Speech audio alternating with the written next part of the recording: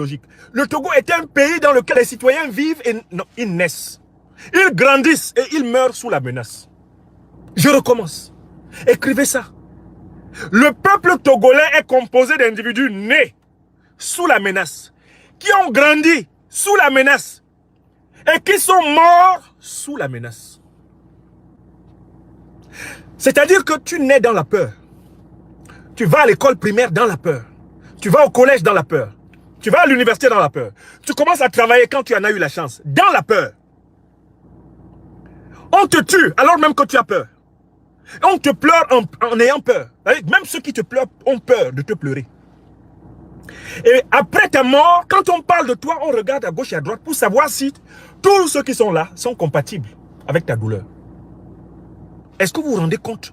Un pays encerclé par une brutalité physique, psychologique et spirituelle. Sur le plan spirituel, le peuple du Togo est livré au désespoir.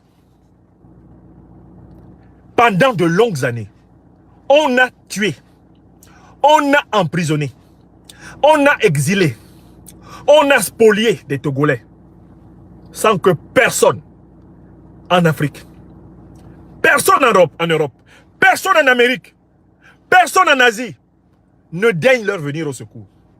Donc c'est un peuple qui est alourdi. C'est-à-dire que sur le plan spirituel, c'est un peuple qui a un poids.